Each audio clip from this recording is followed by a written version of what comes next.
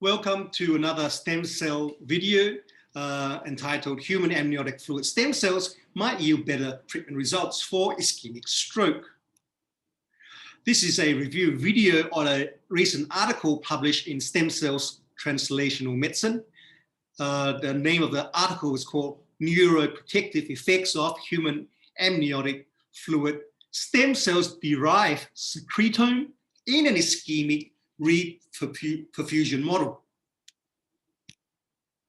I'm just going to go straight to the findings of the article. I apologize that this article is rather technical, and hence to make a review video on this article is rather challenging. However, I will try my best to make things simple and its narrative understandable.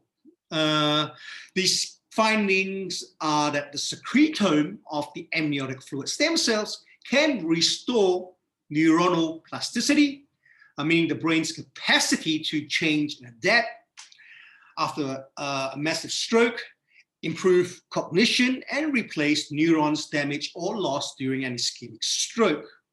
There are two types of stroke, namely ischemic stroke. The majority of the cases, the blood flow to the brain cells is obstructed and hence deprived of oxygen and glucose, and you get an ischemic stroke. The hemorrhagic stroke is the lesser type, and it occurs when a ruptured blood vessel leaks blood into the brain. The findings also included that they found that human amniotic fluid stem cells derived secretome was able to activate pro-survival and anti-apoptotic pathways. I mean, it helped the nerve cells in the brain survive, and it prevented cell death. The results obtained strongly point towards the neuroprotective effects of human amniotic fluid stem cells. This can be achieved by modulation and activation of pro-survival processes, at least in part due to the activity of secreted microRNAs. So even the findings are quite technical, so you may feel free just to stop listening from this juncture. Again, 80% of the strokes are ischemic due to thromboembolic events, plaques, and the 20% is due to a hemorrhagic event, a hemorrhagic stroke. Terminology. The secretome is the set of proteins expressed by an organism, and in this case, the human amniotic fluid stem cells, and secreted to the extracellular space and plays a role in the biological process. You see this diagram? This is a mesenchymal stem cells. It secretes secretomes, proteins, including microRNA, to prevent cell death, increase cell regeneration and proliferation. Like it may activate the existing unipotent neural stem cells in the brain to activate and regenerate, and also causes immune modulation to prevent excessive inflammatory damage to the brain following a stroke, etc., etc. MicroRNAs are a class of non-coding RNAs that play important roles in regulating gene expression. In this case, the microRNA are inside the secretome, and they get secreted, and they bind to other RNA genetic material to influence its genetic expression to, in this case, cause neurogenesis, neuroprotection, angiogenesis, etc., to modulate the damaging effects of an ischemic stroke. Exosomes, they can be used interchangeably with secretomes in this case. They encapsulate and transfer numerous functional molecules, proteins, lipids, and the regulatory RNAs or even microRNAs, which can alter cell metabolism. So this can be the human amniotic fluid stem cells, and this is the secretome being made, or an exosome, and it can contain microRNAs, etc., and secreted as an exosome to the extracellular space to regulate cell metabolism and tissue metabolism, like in the brain, etc., etc. Each year, 5.5 million people across the world die from stroke. 80% of them are ischemic strokes, which occur when a vessel supplying blood to the brain becomes blocked or obstructed.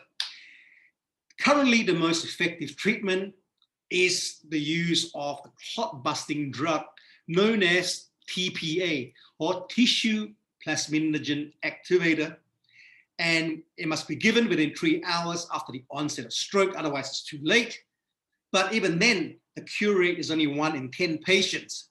And when you give it, it can lead to cerebral injuries, namely cerebral ischemia reperfusion injury.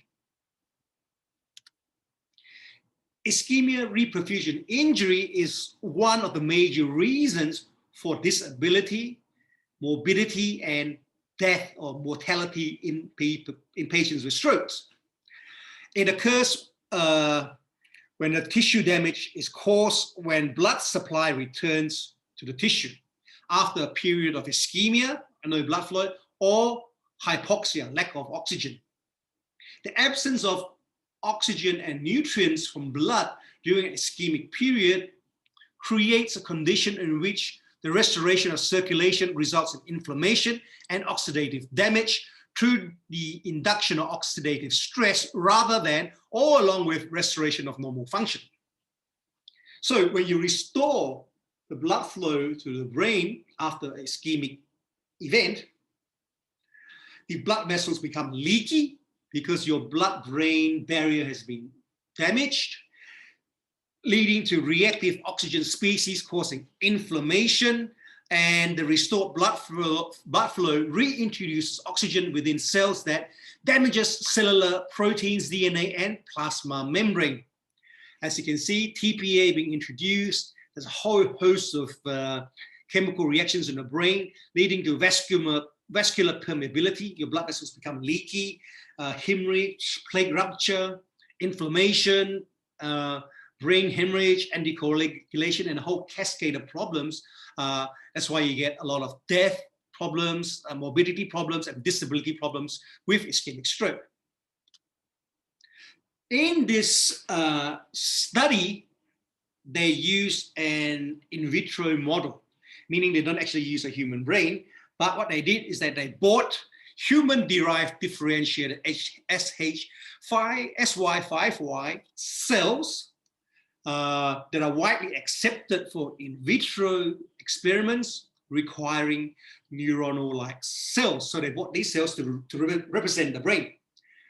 The cells are treated to deprive it of oxygen using a hypoxic chamber and glucose.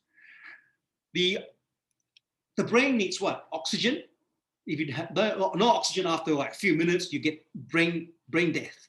And if you don't get glucose, you will faint because the brain doesn't use fat or protein, it uses principally glucose. And if you go on a ketogenic diet, you deprive your body, the brain of glucose, what happens? You feel dizzy until your body gets, until the brain get used to using ketones instead of glucose, then you will get less dizzy.